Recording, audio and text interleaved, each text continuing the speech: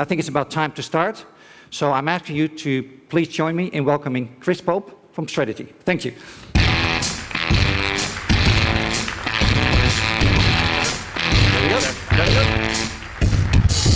All right.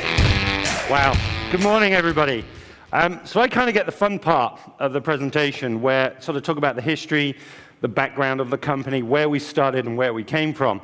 I've met many of you. I'm fortunate to travel all over the world and do these events and meet many of our customers. I spent a lot of time in Germany as well previously. And just so you know, I was born in Germany many years ago, so kind of, I'm allowed to do this. I won't make any jokes, and my German is appalling, so don't even think about that.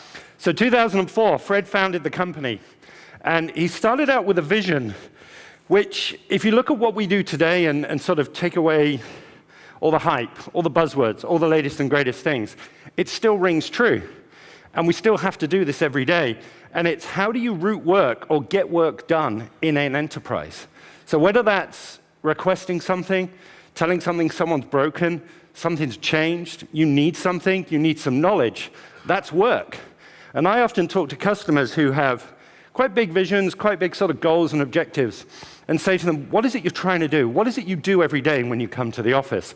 And that's not an aggressive question. It's like, well, what do you do? Because we are all service providers. And often, if you look at your inbox, and you can color code it, if you look at sort of 4 different categories of things, I need help, I need to request, I need to change something, or I just need some information, I guarantee 80% of what's in your email falls into those 4 buckets. Right? But that, to us, is unstructured work.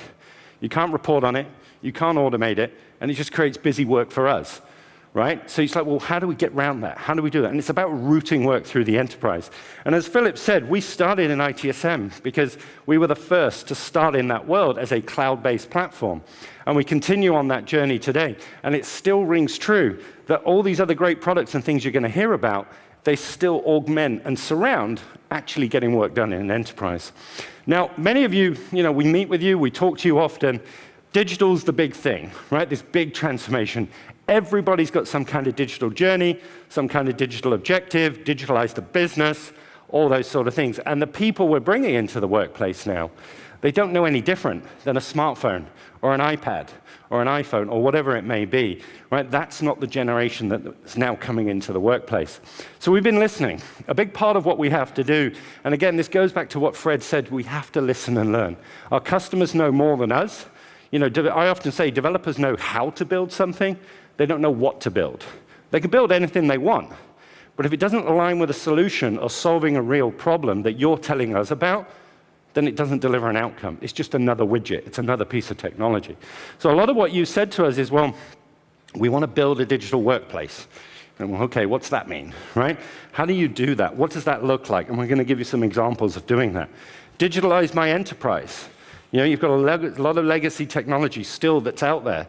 Mainframes are still there for a reason. They still work, and they're heavily reliable. But they're not that modern. They're difficult to talk to, integrate with, and get work done. And when you have to do large upgrades and things like that, it gets kind of cumbersome and tricky. And at the same time, I want to digitally transform. I want to change the way we're working as an organization. I had dinner, we were at the CIO dinner last night, and talking to an incredibly energetic CIO was talking about, the past is the past. We can learn from it, we can influence the future from it, but we don't want to carry all that baggage forward because the technologies we're now deploying, the old way of working, will just slow it down. Right? We're working in these sort of BizOps, DevOps, agile ways, and if we go back to that sort of traditional waterfall approach of these long phased-out projects with massive toll gates of deliveries, we're going to kill the innovation.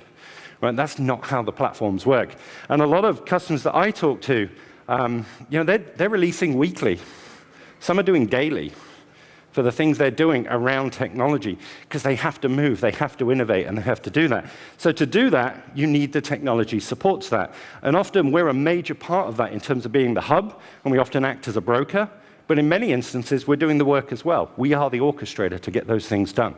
So it sort of brings all that together. And you're sort of, the journey you're taking us on, as Philip said, we started out in ITSM, and I think 25, 30% of you here are non-IT, which is great because What's difficult for us is the technology's an easy win. It's an easy battle. But when you ask people to change people, the way they work, the culture, and the process, that's inherently hard, and it takes time. But if the technology's not a barrier to doing that anymore, you start to focus on really where the value is to move the needle, not only for you in technology, but also for the business. So if we break these down and look into it and say, well, what are the priorities? What are the main things? So number one is to simplify and automate work. We were joking about this yesterday. If I can walk down the street and in 30 minutes get the new iPhone, that's kind of cool. It's that consumer experience. It's easy.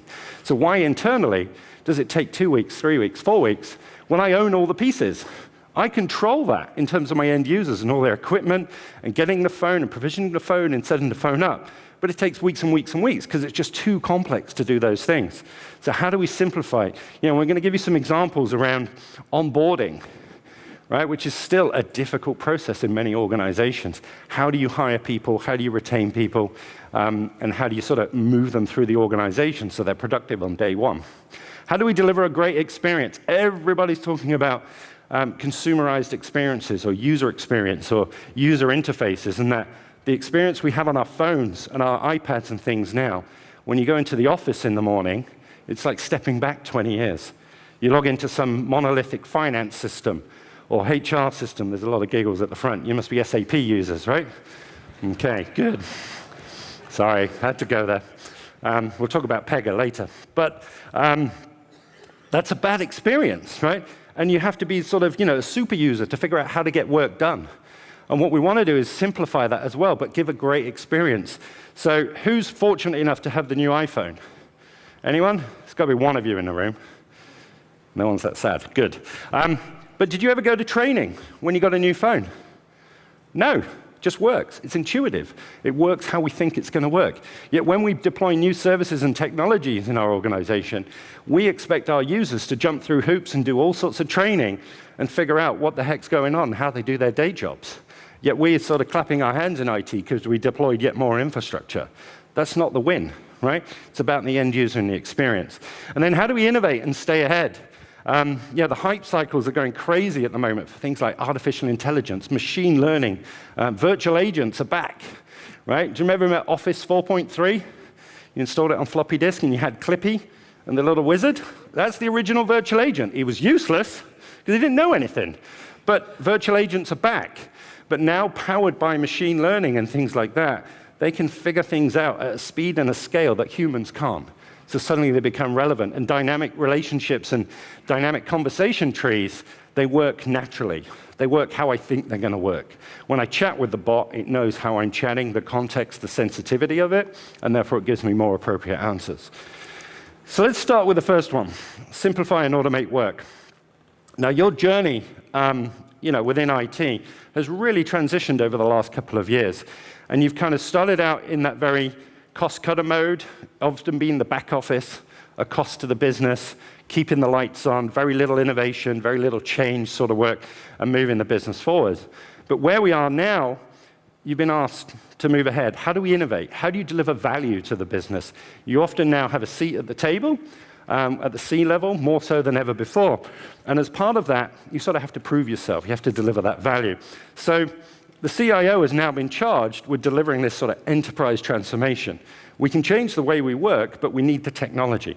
That's where we get the scale, the speed, and the levels of performance. But how do we do that? Well, we started in the early days, as we said, with ITSM. Now, what's interesting is, as I sort of go around the world and visit different customers, Europe is process heavy. We're very focused on processes and ticking all the right boxes and all the right toll gates and approvals and different things like that. And doing that in IT is still key, right? Because we've got to manage things. We've got to keep the lights on. We've got to make sure services are available when things go wrong in the middle of the night. So many of our customers still start in this space, and that's absolutely fine, right? Because you've got to do that. That sort of buys you the trust that you can do all these other things.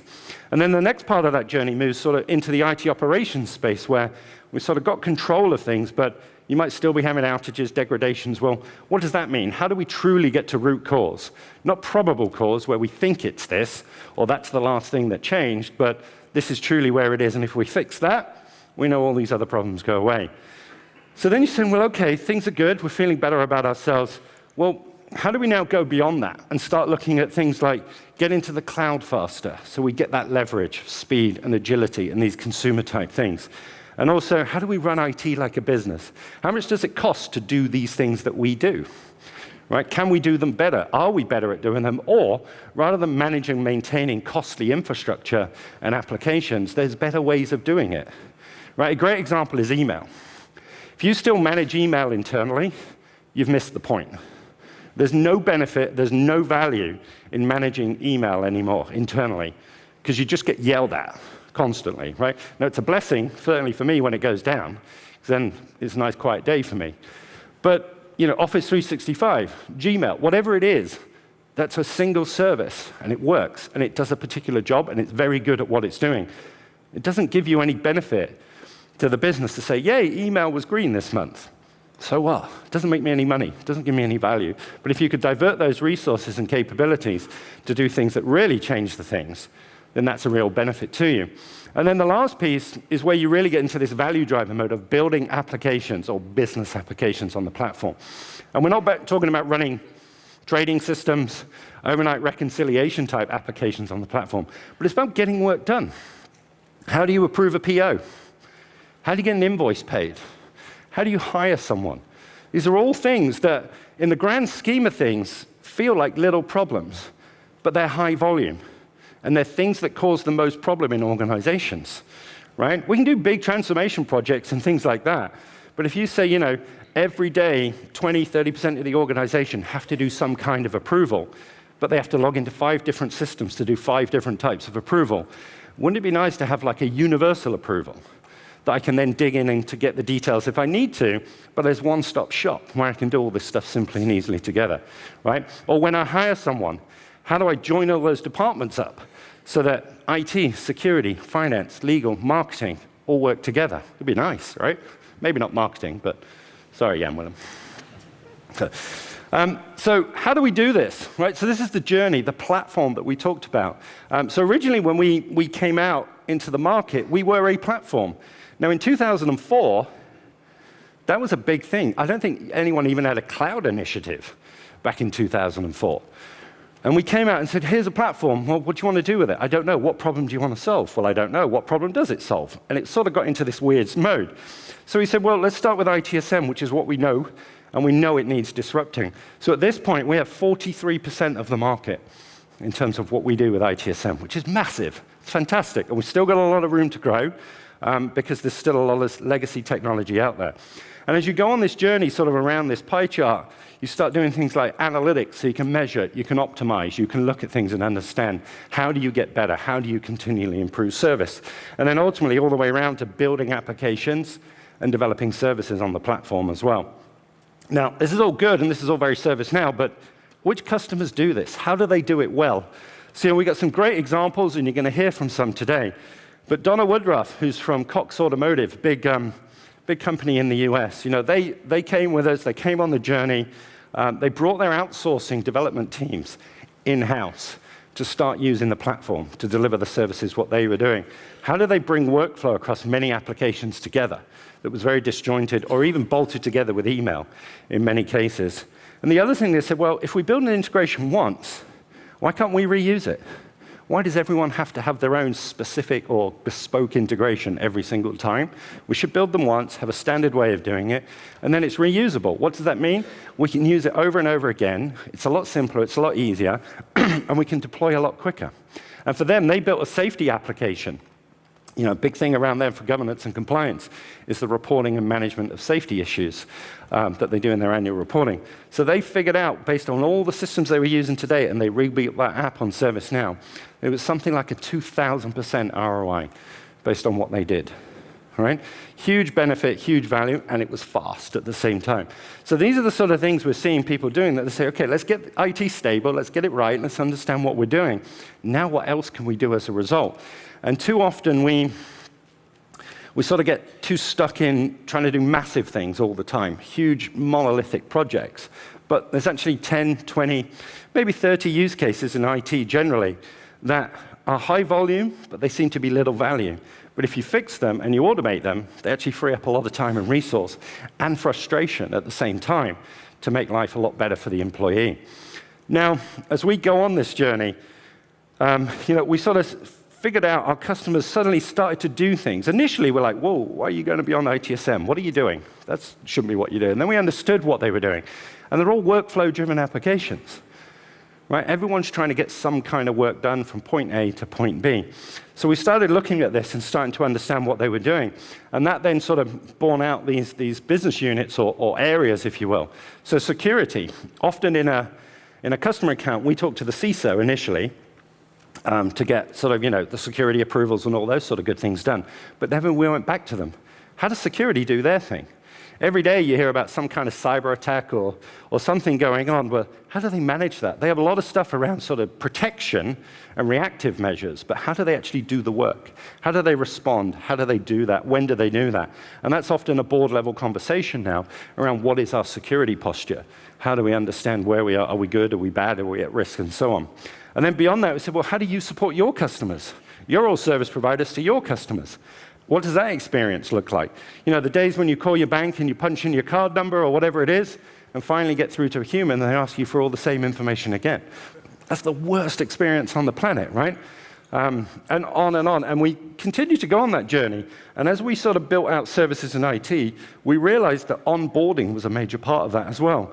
So came the HR product, the human resources piece around joiners, movers, and leavers, who HR, not the coolest organization in the world, generally, from a technology standpoint, but they can stop a lot of things very quickly with joiners, movers, and leavers, and they can fire people like me really easily, right?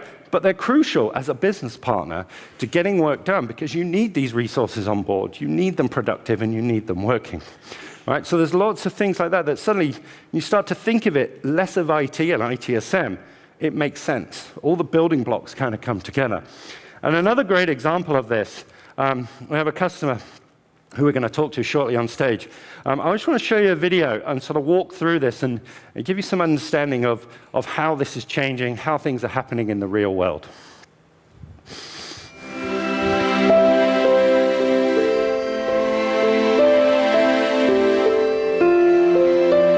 Demand for healthcare is growing massively. Over the next years to 2030, we can expect another billion people on the planet. We can expect another 500 million people over the age of 60 with associated health challenges and chronic diseases. For Novartis, reimagining medicine is about transforming the cures that we can bring, how we treat patients, how we bring treatments to patients, and how we operate as a company. We think we can best contribute to Novartis' mission if we're able to do a number of things. Drive services that are, one, consumer grade. Secondly, that they are dependable. And thirdly, that we adapt those to their changing needs on an ongoing basis. We're partnering with ServiceNow because we see that ServiceNow shares the vision that we have. And that vision really is to move to a future where everything that a knowledge worker requires is at their fingertips, expressed in services that they consume in consumer grade. The use of technology within medicines is becoming really, really relevant. There was always focus on technology, but not necessarily in the core business in the way that we delivered medicine, always as a support element. Now, technology is coming to the forefront, and so internally that's transformed IT as an organization, and then the expectation that the business has on us is much larger than it used to be. Speed is a critical dimension to our transformation. If we're the most efficient and most effective IT organization, that allows us to make the maximum impact back to the patients. HR is an essential function for a company like Novartis. Within my team, I have about 700 associates in 34 countries. Our transformation at Novartis is changing the role that HR plays within the company in quite a significant way. We're actually having now an opportunity to connect things that in the past were independent and ultimately didn't come together to benefit the employee. By bringing it together, we've actually now for the first time been able to focus more from the lens of an end customer. If you look at the impact ServiceNow has had on that, it's allowed us to simplify and automate a lot of the things that used to be done in the past by the HR business partner. The ability for an associate to come in and actually to browse your environment the same way they would browsing an online store or a website allows them to really quickly find what they want. If we envision what's possible, we see a future where almost everything can be expressed as a service. And when we do that, we can empower many great people that work in our company to do what they do best, which is drive solutions for patients.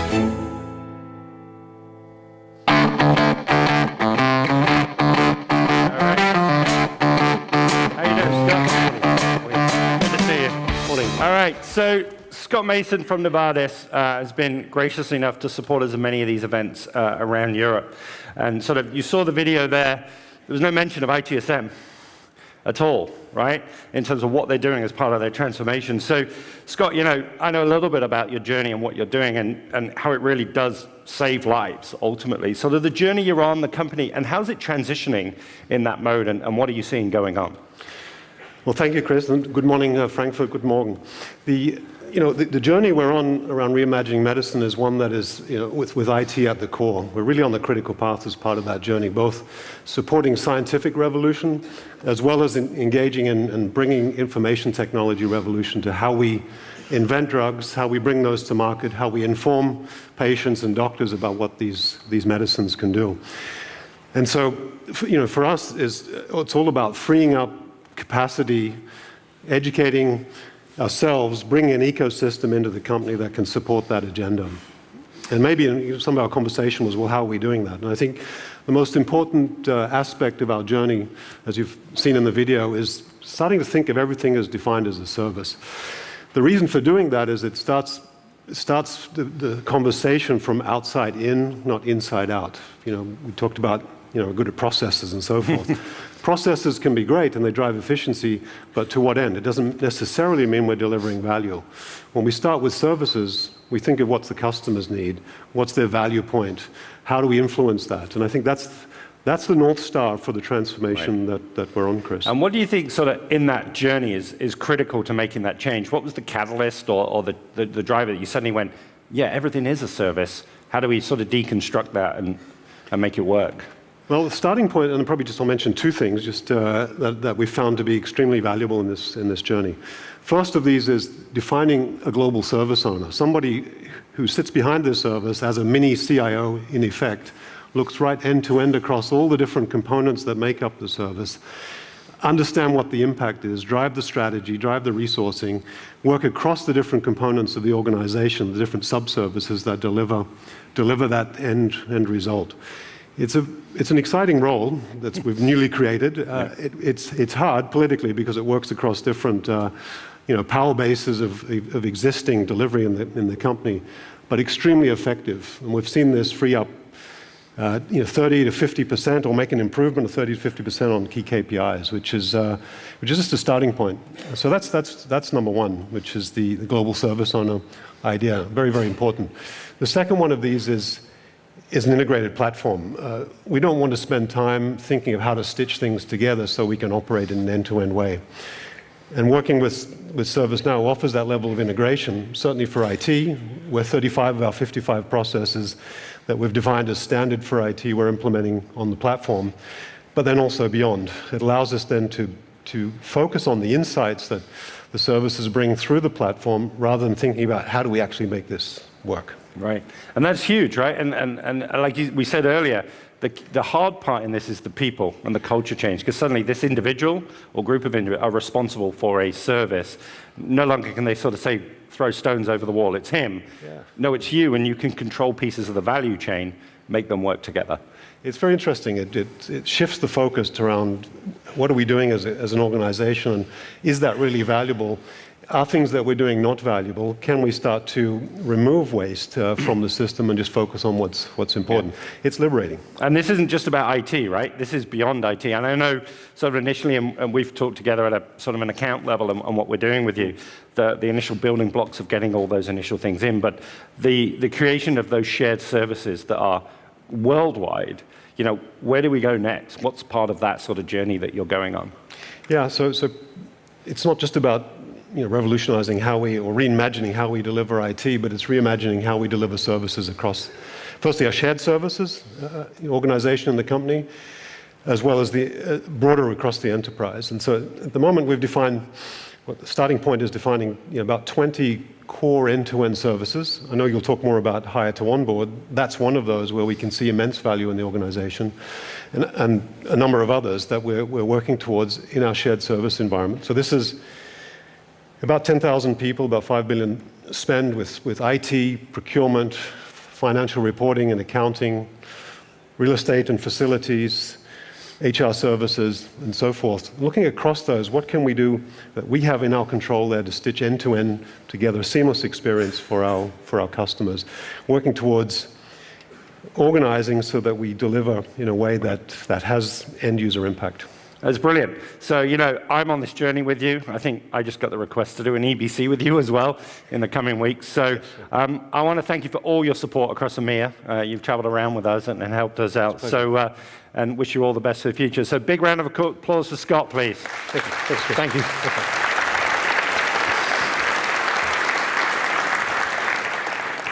All right. So part of what we talked about earlier, and kind of going back to that digital transformation journey, a big part of this is a great experience.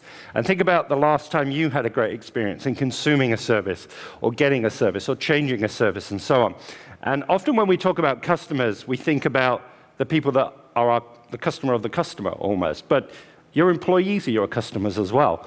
And often their impression, their opinion of you as an organization often starts before they join. And how does that come together? And what does that look like? And how does this organization feel? And then oftentimes when they walk in the door on day one, it generally just gets worse. Right? So onboarding is a major, major part of that.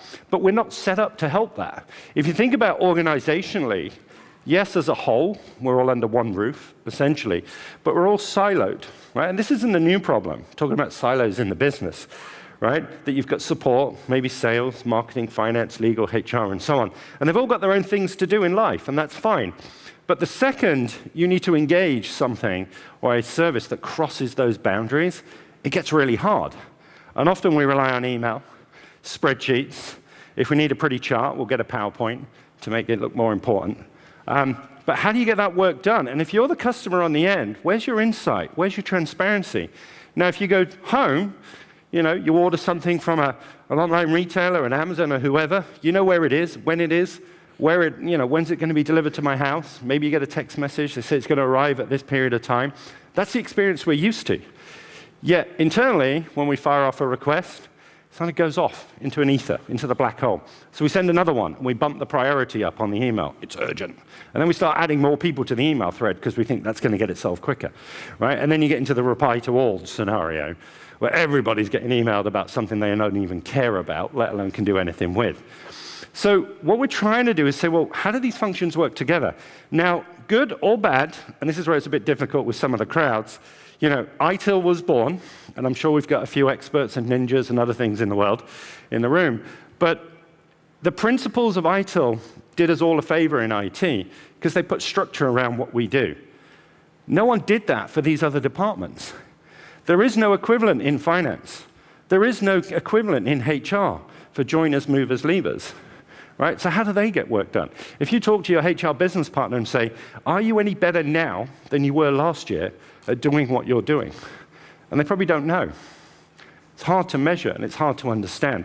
So what we're trying to do is say, well, how do we take those principles of service management that we've done for years and years in IT and apply them across these other departments so they can get their work done? And this isn't us about replacing Workday or SuccessFactors or these other things. They're important systems of record for those departments. But as an end user, I don't interact with Workday. Right? I don't necessarily interact with SAP. There's things I do that I might request that end up with somebody doing some work in another system. That's fine.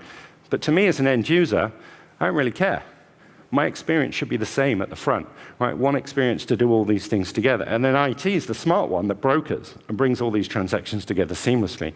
That's really what we want to do, is structure that work, make it seamless to go through the enterprise. And again, another great example of this is Epicor, one of our big customers in the US. And they were really looking at how do they transform their customers' experience, right? They had hundreds, if not thousands, of portals that all these individual departments had spun up that were somewhere internet-facing, that their external customers could come and get services and request information and support information and so on. And there was hundreds of touch points that a customer could have. So who's looking after that customer? What's their experience? What's their customer satisfaction like? Are they a promoter? Are they a detractor for us? They had 15 CRM systems. So if you're in sales, sorry to hear that. How do you know what's going on? If you're the sales leader where's it all coming from? Where's it going? How do we know? How do we predict? How do we forecast, right? So it's about consolidating and bringing all those things together so that it's consistent and there's one place to go. There's one source of truth. It may be made up from others, but if me as an end user or customer, what's the status of my service? Where's my bill? How much am I paying this month? There needs to be one place to go. It shouldn't be on me to navigate your organization. And no sort of worst place is there of this is from an employee experience standpoint, right? And onboarding is a major part of that. As I said, that's where you often set your initial sort of opinion, if you will, of an organization when you start. Now, it's generally been terrible, right? It often starts, we get an approval to hire, HR start the process, and off we go. And then it's up to the manager to start to figure things out, right? So they'll send off a request to HR for something, get an ID, go to IT to get an email address and a login. Security then do something around their badge. You need a desk from facilities. Finance, put me on the payroll. Hopefully you're going to pay me. Legal, assign my contracts and all those other fun things. That's a difficult experience. It's many tasks, and me coming into the organization on day one, some of these may be ready, they may be not, some dependent on the others and so on. It's really difficult to figure that out. And I don't want to have to go and ask my teammates and my boss on my first day and be that annoying little person of how do I do this, how do I do that, and I just can't get any work done. So what we've tried to do is say, well, how do we turn that into a great experience? And if you think about the persona of the employee, who's coming into the organization, wouldn't it be nice up front if we told them ahead of time, in a single space, here's your day one. This is what your agenda looks like. When I get to the desk at the front in the building, there's my badge. I can actually get in the building and do some work now. Where's my desk? It should pop up on a little map. You know, from facilities. Facilities have all the floor plans, and they've assigned me a desk, so it should be easy for me to know where that is, right? You should have set me up in payroll, that before I join, I get a task, I provide you my bank information, so you can actually start paying me, right? And all these sort of things, they seem so simple when you think about it, but that experience internally in the organization is often really, really difficult to get right. And joiners, movers, leavers, you know, we've seen organizations who, on average, take 62 days from day one for an employee to be productive. There was one I was with recently who I won't name. They used to submit 37 individual change requests for IDs for a support analyst to be productive and have access to all the things they need access to. And it took 60 days. They left on day 40. All right? And they didn't have payroll set up either. So you think, well, how bad is that? You know, well, as an experience, that's what people think. And people are very quick to go on social media and all these other things now and talk about companies and sort of name and shame them. So that's damaging, right? That's reputation damage at the same time.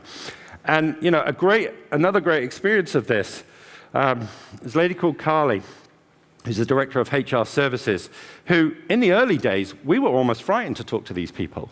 We couldn't talk HR language, right? For fear of reprisal and probably some sort of lawsuit generally.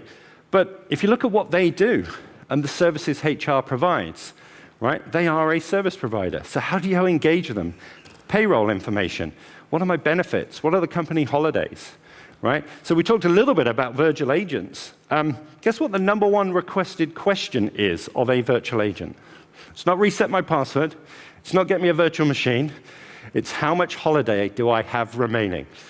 So how many days can I get out of this godforsaken building this year and still get paid? So take all the technology you want, that's the #1 question worldwide, right? It just sort of makes us think in IT, what the hell are we doing, right? But you look at some of these numbers, right? 90% favorable rating. That's their NPS. That's their CSAT score. I want to work with my HR business partner because I'm getting good service, right? They're doing good things. They have mobile experience. So I might have my laptop on day one, but at least I can start to do things, right? There's an app. You can do those sort of things. So as we sort of go on this journey and continue to do these things, right, innovation's a big thing. You're pushing us very hard on this of how do we stay ahead? You're on this digital transformation. The hype cycles are going crazy as always, right?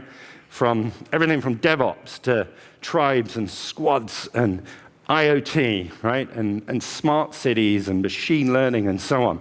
So part of what we're trying to do is saying, well, what's hype? What's reality?